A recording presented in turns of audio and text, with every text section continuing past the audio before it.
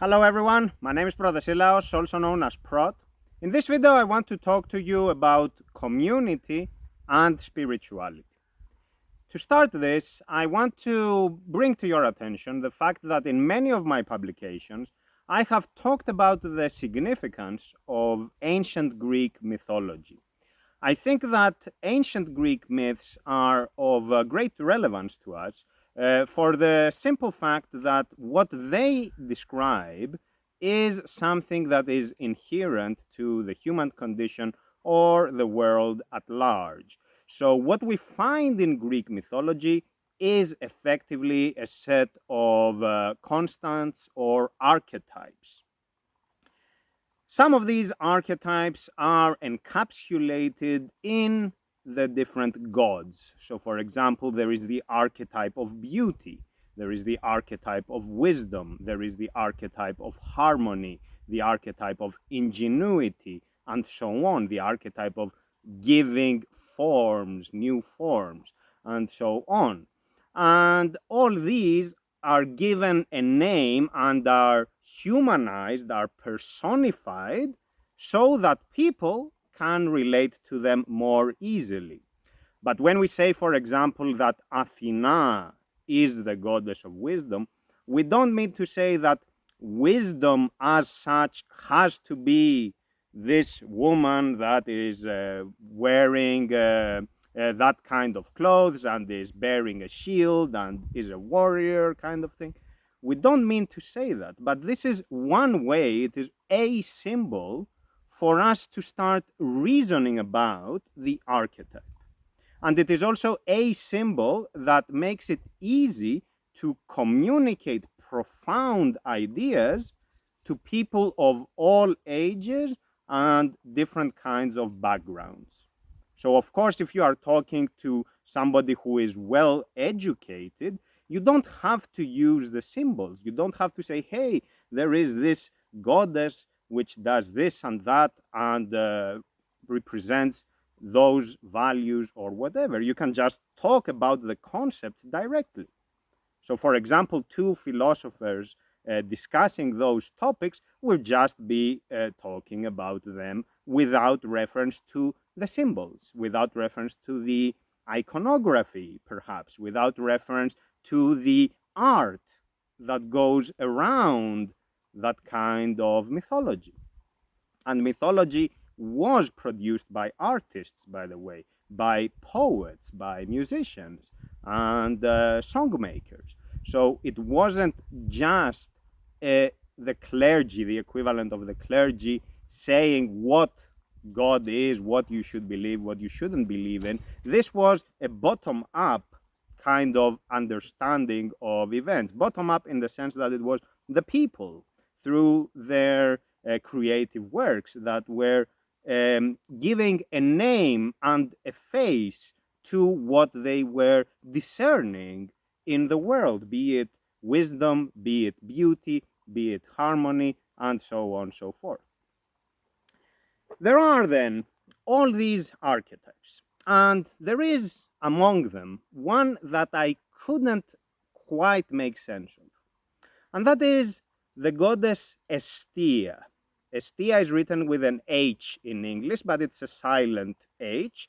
So it is Hestia. It's not Hestia, it's Hestia. Like we would say, so we wouldn't say it like H, like we say Helen. We would say Ellen. So Elena in Greek, for example, or Eleni. So Hestia literally means the fireplace, or it can also mean the locus, the place where something is located, the center of something's presence.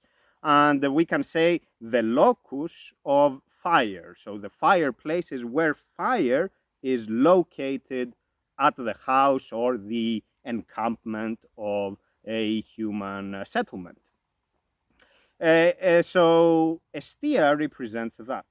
And we could generalize it and say, okay, Hestia represents the household, because the household has a fireplace, it has a kitchen, it has a place where we, as people of the family or of the community, we will go to find peace, to eat, to talk with each other. So for the longest time, I had difficulty thinking about Hestia. I was like, okay, what is the symbol? What is the deeper meaning? Because, of course, households are valuable, and the idea of the family in the broadest sense, the family as a social unit, not the atomic family that we have nowadays as the norm, but the family in a broader context. The family, of course, has value. There is no question about that. But is there something deeper? So I thought about this, and I have concluded that Hestia is not just about the fireplace, which by extension references the family or the household. It is the community. And the community in a social context is the milieu where the individual is allowed to, one, express their individuality, while two, remaining a member of the whole.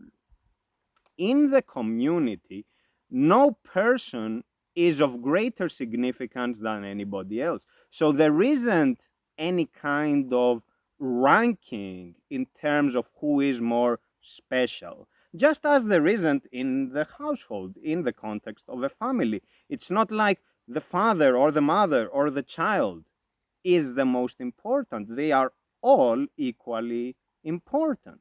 And the same is true in a community that is organic, a community where there is peace, so a community that stands together without force, without external force, or without a false kind of peace, is a community that respects its members, is a community, is a group that values its members and doesn't consider anybody to be expendable, doesn't consider anybody to be just some raw material that you can use and you can then discard once you are done with it.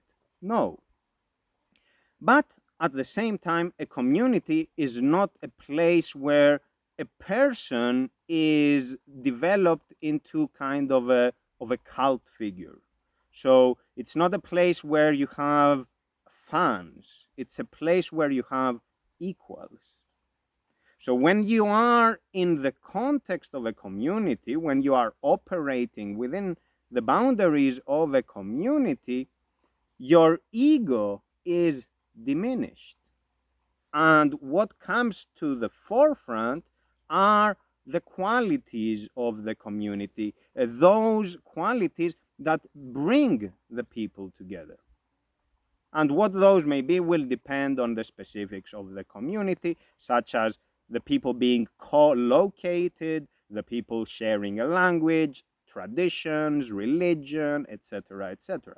But there can be other types of communities of an intellectual pursuit, communities that are of shared hobbies, and so on. But those will be more specialized and they will look more like a club. So they will have the qualities where the members are all equal in partaking of whatever it is that is common in the community, but it is more specialized in scope than what you would have in an organically formed community, so a society that develops over the ages. Now, this to me is very important. There is this social aspect to it, which I think points to spirituality. But let me take a step back. What is spirituality? Like, what is the spirit?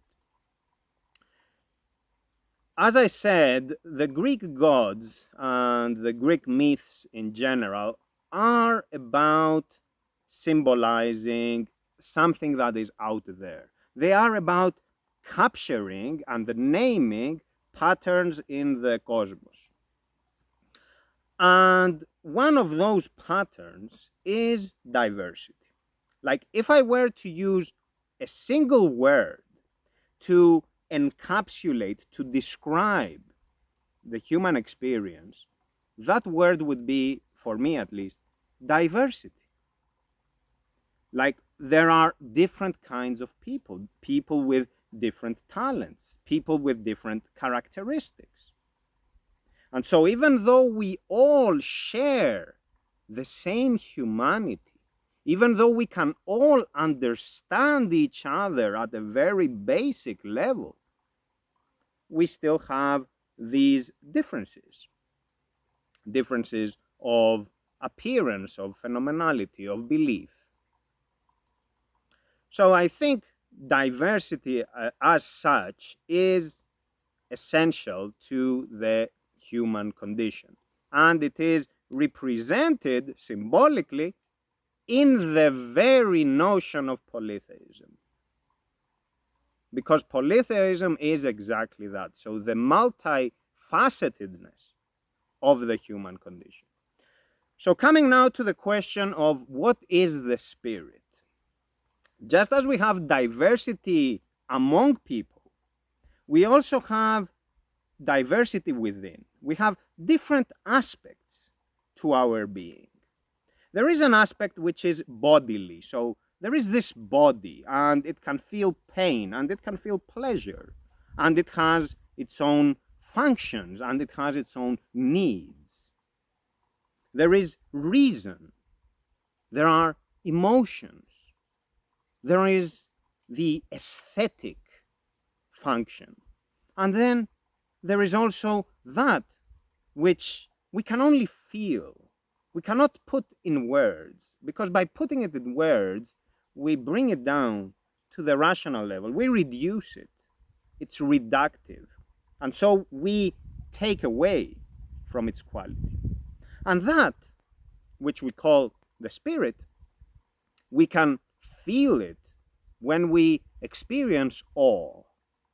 When you go outside to the great outdoors and you stand before an open vista, and spontaneously you are like, wow, what is all this? What is all this? And it puts you, in a contemplative mood. And you think deeply about your environment. And if you think hard enough, if you are honest about it, you will start recognizing something that the person inside the community also exhibits. That me as a person experiencing all this, the cosmic continuum of life, I am not special. I am not any more special than these trees, than these insects, those birds, as a form of life. So in my capacity as a form of life, I am equally a form of life as they are. There is no ranking between us. Maybe there are practical differences, such as me having the sheer strength to overpower that insect, for example. But that is different. That is not about our shared capacity as forms of life. So those are more specific qualities. The point, though, is that the spirit is what allows us to connect to what we would call the divine, that which is inherent to everything, inherent to the flowing water, inherent to the very soil I am sitting on, inherent to the trees, the clouds, the skies, the sun, the universe at large. And we are allowed to connect to that only when we escape from the confines of our ego. And this is why I think the idea of the community is strongly related to spirituality. Because for you to open yourself to the spirit of the cosmos, you have to overcome your ego. Because fundamentally, what the human condition is about is the tension between the ego, the subjective view of the world, and the fact that there is a world around us. So the subject and its environment. And so the question then is, how do we go from a strictly egocentric view of the world, where I think I am special, where I think I am the only one that matters, the only one whose needs should be served, etc. How do we go from that narrow understanding of the world into the understanding where I, as a form of life among the diverse forms of life out there, recognize that I am just a part of the cosmos. I am just a part of all this. I participate in all this. The same way that I, as a person, will be participating in some community. The way I, as a person, will be an equal member in that community. And again, I am talking about communities. I'm not talking about something that is introduced by force. So a dictator keeping everybody under their thumb in, in a ghetto or whatever is not a community, okay? Maybe the people there will still develop a community, but that being imposed by force won't make it a community per se.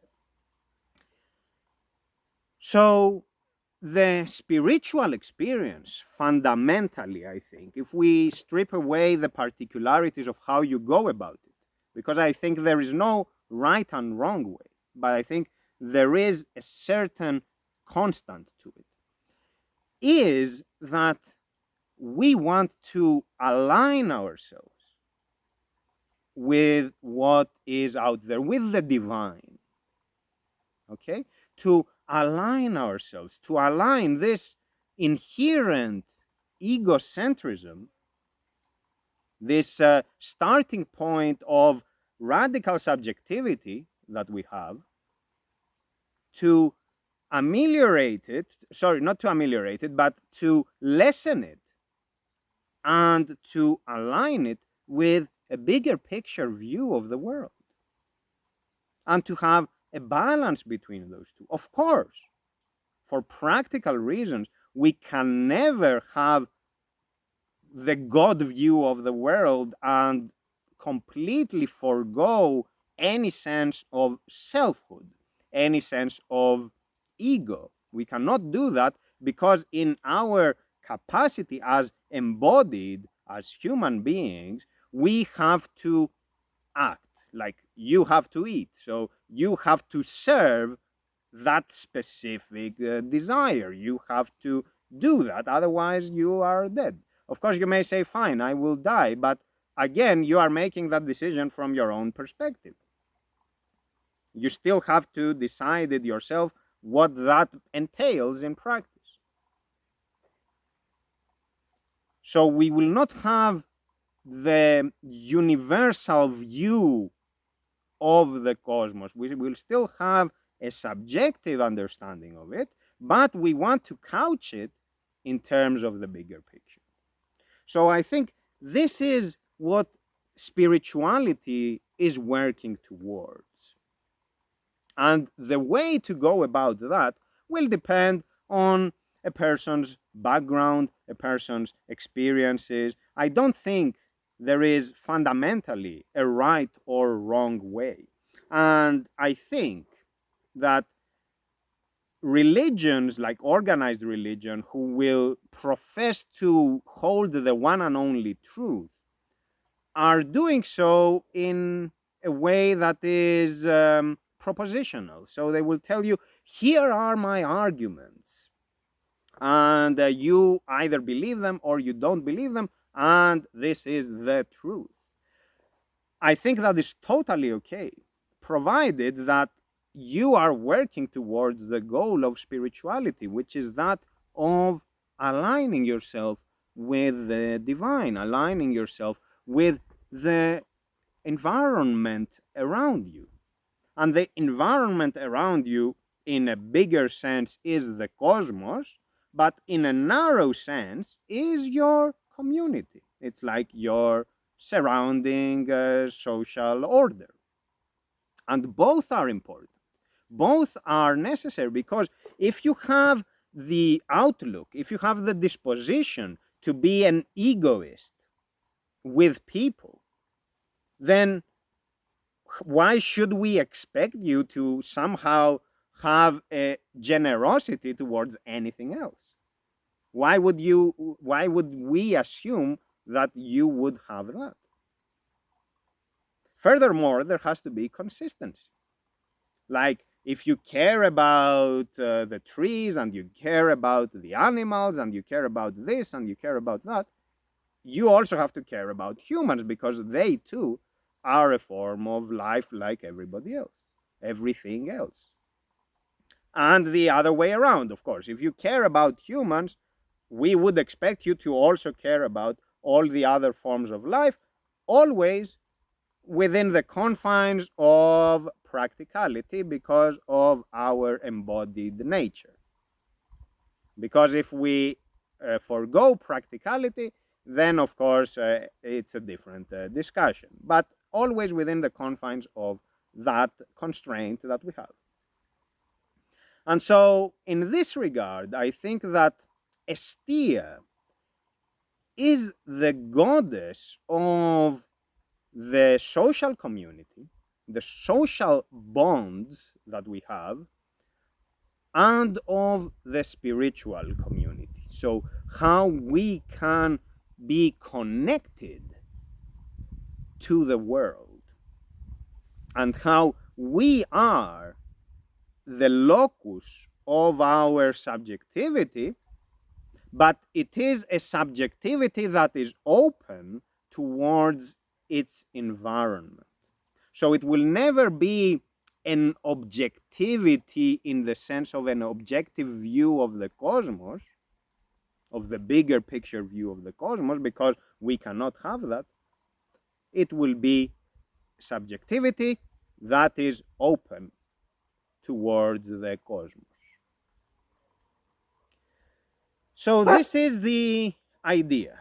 And I think it is really important for us to think in those terms. So when somebody is spiritual, we expect them to show modesty and to show humility when dealing with other people. So in this regard, I personally don't consider somebody to be spiritual a priori if they profess to be religious. I still need to see the proof of that. So if somebody tells me, hey, I am really religious, and you have to believe in what I am saying, and you have to follow the precepts that I am following, blah, blah, blah. What I want to see is the deeds. So you can say anything you want. You can profess to be the holiest person alive. But what I want is proof of all that talk. So unless you lead by example, unless the deeds speak for themselves, I don't believe anything.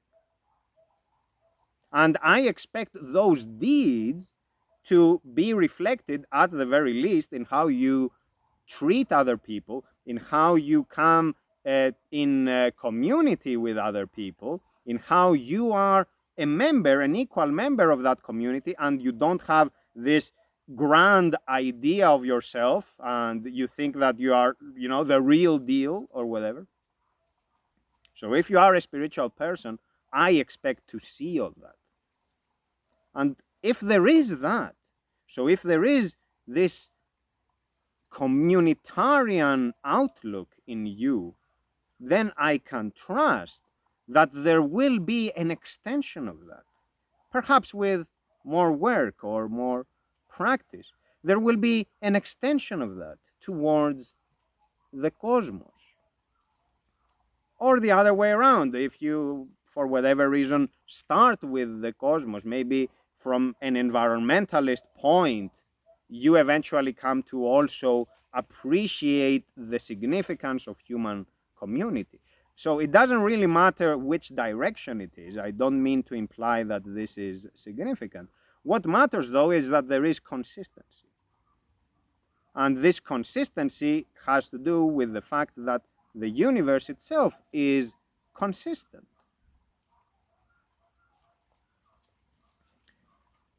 This is it, folks. This is the idea of the archetype of the goddess Hestia. Of course, there are many other significations. I don't mean to say that what I just said exhausts this symbol or any other symbol for that matter. For example, Hestia is a goddess, and the symbolism of gods and goddesses, which are represented in equal number in the 12 Olympian gods, for example, I think is also important. It's not just a male-only club. And I think that matters a lot for what it's worth. But of course, that's another discussion. I don't mean to go into that topic today. So yes, I think that covers it. Thank you very much for your attention. Take care and goodbye for now. And always have an outlook to keep it simple, to be humble, to understand that you are not special in any way. And you are but a member of the greater whole, be it the unit, the social unit, the family, the wider unit, the neighborhood, the city, whatever, the cosmos at large. Thank you very much for your attention. Take care and goodbye for now.